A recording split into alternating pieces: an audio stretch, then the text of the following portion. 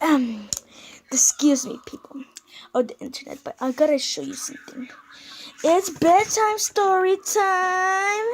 Yeah, bear. It's an owl with her little fluffy baby. Okay, let's get right to it. Puss in Boots.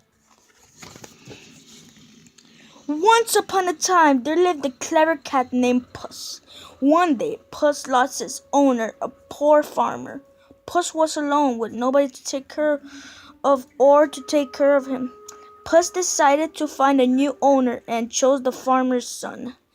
Puss approached the young man and politely said, "Please take me home with you." I can't help you," said the young man. I am no trouble," said Puss. I'll even help you. Just give me boots and an old sack." "All right," laughed the young man. That's Puss. He's ugly. Well, he's a little bit ugly, but he's a little bit cute. Now, here's the... I don't know what that guy is, but... Puss followed the young man home, where they found a pair of boots and a sack. "I don't understand what you want with boots and an old sack," the young man said. Puss smiled, put the boots on, picked up the sack, and headed into the forest.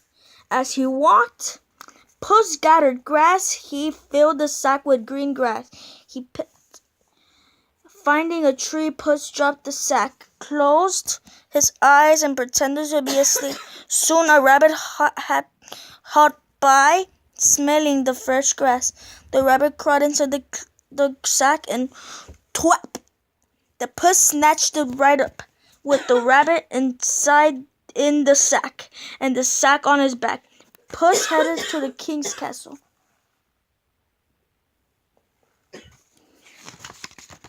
Oh yeah, I need to show you the picture. That's Puss with his boots also. Looks weird.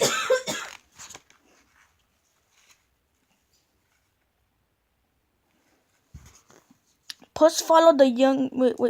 No. Okay.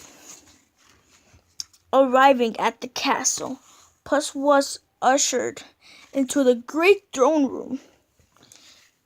"Your Highness," the cat said, I have brought you a gift from my master, Duke of Cataclaws." "What is it?" the king asked, and Puss presented him with a splendid rabbit. The king was glad that the Duke of Cataclaws was sending such a fine gift. Little Cataclaws was okay. Little did the king know there was no Duke of Cataclaws, or that he'd been tricked by a cat. The rest of the week, Puss gave the king gifts. He brought tasty trout, fat peasants, and I don't really know how to pronounce that, and plump partridges. As Puss gave each gift, he said it from the Duke of Cataclaws. Here's the picture. This Puss with the rabbit in the sack. The rabbit in the sack, can you see it? The rabbit in the sack. Okay.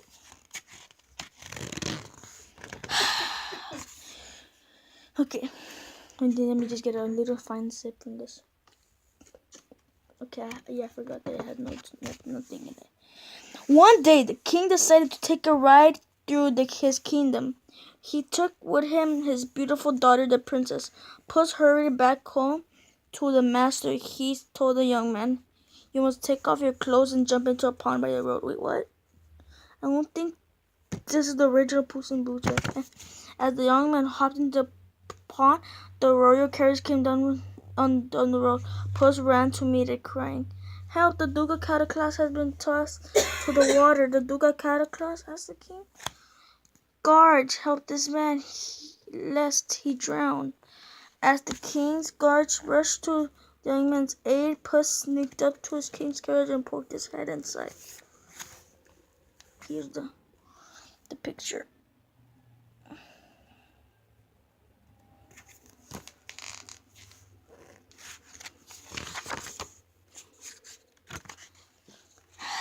What? Oh my god. Oh, come on. Okay.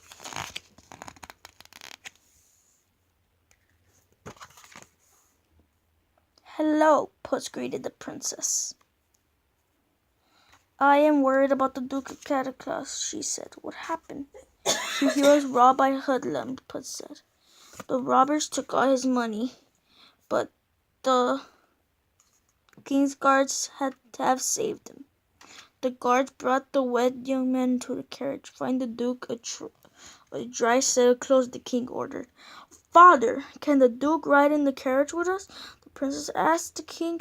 Before the young man knew what was going on, Puss answered, The Duke accepts. With that, the cat ran ahead of the king's carriage, for he had more work to do. That's the thing. Okay.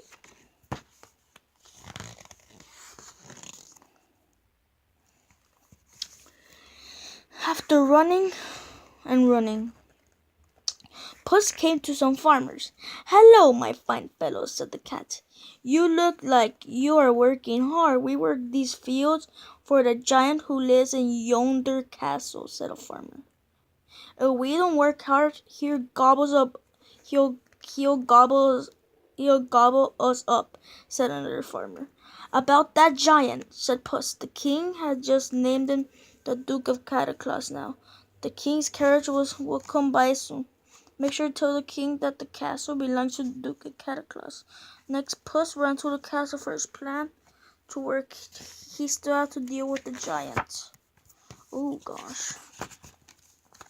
Okay, so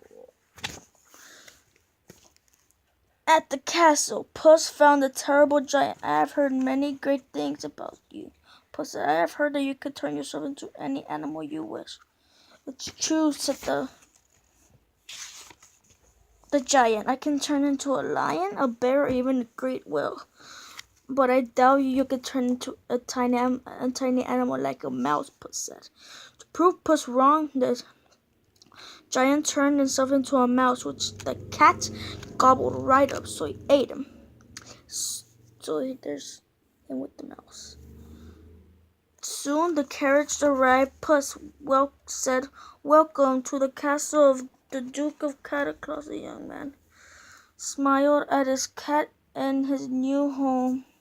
That's the giant. He looks really disturbing, but that part right here.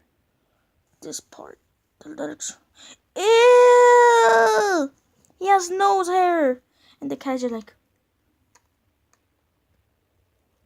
derp. What I have been all for story time reading.